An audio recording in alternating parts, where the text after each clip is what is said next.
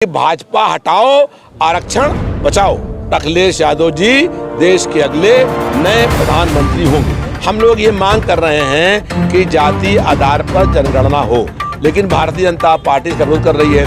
इतना चंदा इकट्ठा किया है, सोने की ईंटें कहाँ हैं, चांदी की ईंटें कहाँ हैं। सरकार बन गई भारतीय जनता पार्टी की तो दो बड़े पूंजीपतियों के हाथ में पूरा देश बेचने का तैयारी हो रही है। हम सभी जो दल हैं उनको इकट्ठा करके महागठबंधन बनाएंगे और उसी महागठबंधन की सरकार केंद्र में बनेगी। राजस्थान में समाजवादी पार्टी की सरकार बनने के लिए लड़ाई लड़ने का काम करेंगे। जो भाजपा की सरकार है ये सारे मोर्चों पर फेल हो गई है और जनता के मुख्य मुद्दों से जनता का ध्यान बांटने के लिए अन्य मुद्दे खड़े करने का प्रयास कर रही है। जन जागरण करेंगे और महागठबंधन करेंगे। नमस्कार दोस्तों, मैं सुमित यादव, आप देख रहे हैं द बहुजन एक्सप्रेस। इस समय लखनऊ समाजवादी पार्टी कार्यालय के सामने मौजूद हूं। राष्ट्रीय कार्यकारिणी की बैठक के बाद अखिलेश जी आज समाजवादी पार्टी कार्यालय आए हैं, अंदर हैं और आगे की चुनाव की जो रणनीति है उस पर बातचीत करने के लिए हमारे साथ समाजवादी पार्टी के नेता लखनऊ मध्य से विधायक रविदास मेहरोत्रा जी मौजूद हैं। बहुत बहुत स्वागत है चैनल पर। धन्यवाद। राष्ट्रीय कार्यकारिणी की बैठक होगी, आगे आने वाले चुनावों को लेकर बातचीत हुई है।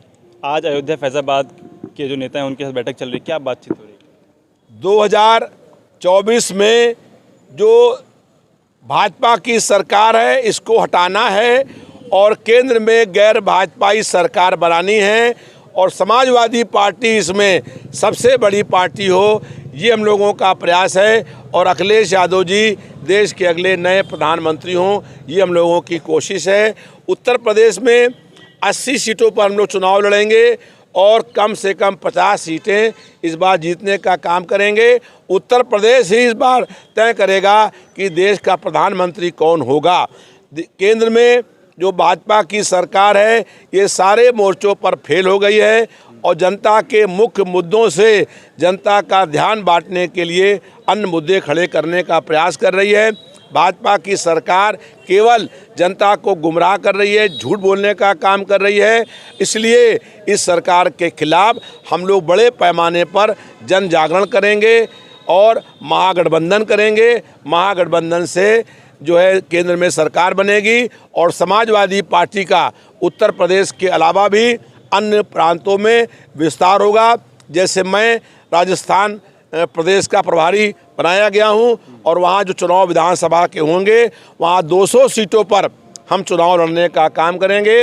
राजस्थान में समाजवादी पार्टी की सरकार बनने के लिए लड़ाई लड़ने का काम करेंगे। अच्छा, अभी कार्यकारिणी की बैठक के बाद जो एक चीज़ साफ हुई वो ये कि अखिलेश जी ने ये कहा कि कांग्रेस से दरकिनार कर लिया आप लोगों ने, तो क्या कोई तीसरा मोर्चा बनाने जा रहे हैं क्या? गैर भाजपाई और गैर कांग्रेस को कांग्रेस भाजपा छोड़ करके हम सभी जो दल हैं उनको इकट्ठा करके महागठबंधन बनाएंगे और उसी महागठबंधन की सरकार केंद्र में बनेगी।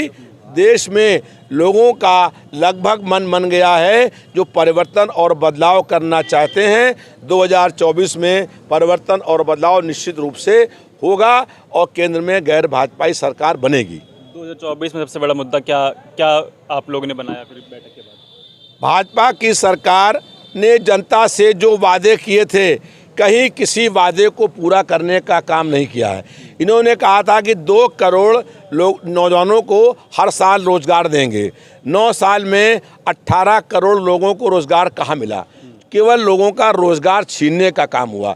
जीडीपी ग्रोथ कम हुई, महंगाई बढ़ी। इन्होंने कहा था कि पेट्रोल डीजल के दाम कम करेंगे, दाम कम करने के स्थान पर दाम को बढ़ाने का काम किया। गैस सिलेंडर के दामों में 2 गुना लगभग वृद्धि हो गई। तो भारतीय जनता पार्टी की सरकार ने जनता से जो वादे किए थे किसी वादे को पूरा करने का काम नहीं किया। सारे मोर्चों पर केंद्र की सरकार विफल हो गई। ये लोग सरकार ने जो देश की संपत्ति है उसको बेचने का काम किया। केवल 2 बड़े पूंजीपति जो है उनकी संपत्ति में बेहिसाब वृद्धि हुई है और जनता की आय कम हुई है। जनता जो है महंगाई से परेशान है। हम लोग समाजवाद का ये नारा है कि अमीरी और गरीबी के बीच में 10 गुने से अधिक का अंतर ना होने पाए। आमदनी में अगर अडानी की आमदनी 50 लाख करोड़ रुपए थी 50,000 करोड़ रुपए थी तो आज 22 लाख करोड़ हो गई है। इसी अनुपात में गरीब की भी आय को बढ़ना चाहिए, लेकिन दो बड़े पूंजीपतियों के हाथ में देश को सौंप दिया गया है। लखनऊ का एयरपोर्ट से लेकर के पूरा सारे एयरपोर्ट, सारे एयरलाइंस बेच दिए गए हैं, तो बैंक बेच दिए गए हैं, बैंक ख़त्म कर दिए गए हैं, LIC बेच दिया गया है।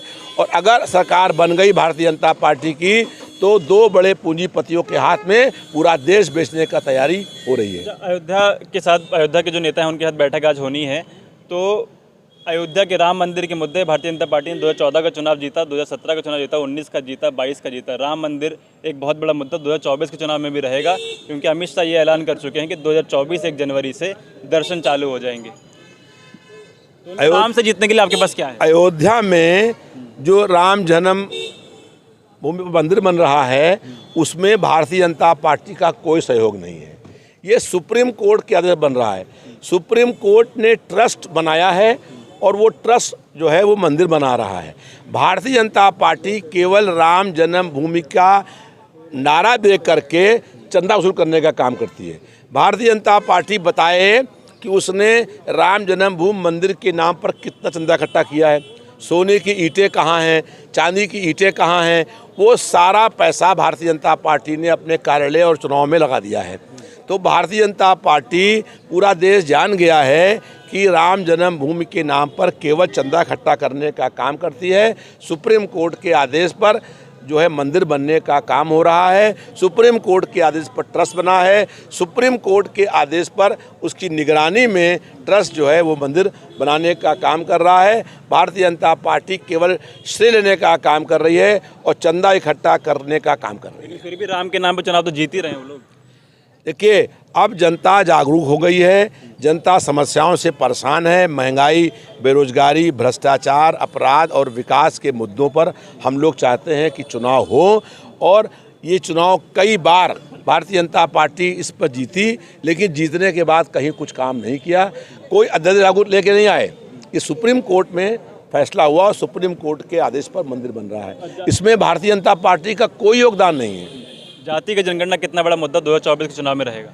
भारतीय जनता पार्टी दलितों का और पिछड़ों का आरक्षण जो है ख़त्म कर रहती है, इसलिए जातीय आधार पर जनगणना कराने के पक्ष में नहीं है। हम लोग ये मांग कर रहे हैं कि जातीय आधार पर जनगणना हो, लेकिन भारतीय जनता पार्टी इसका विरोध कर रही है। मुझे पूछना है कि जातीय आधार पर जनगणना का भारतीय जनता पार्टी विरोध क्यों कर रही है? उसने पहले पिछड़ों का आरक्षण खत्म किया, अब दलितों का आरक्षण खत्म कर देती है। इसलिए हमने नारा दिया है कि भाजपा हटाओ, आरक्षण बचाओ। अच्छा, केशव प्रसाद मौर्य का बयान आया कि उन्होंने कहा कि समाजवादी पार्टी का अंतिम समय चल रहा है, उत्तर प्रदेश में एक भी सीट समाजवादी पार्टी जीत नहीं पाएगी, भाजपा जो है 80 सीट जीतने जा रही है।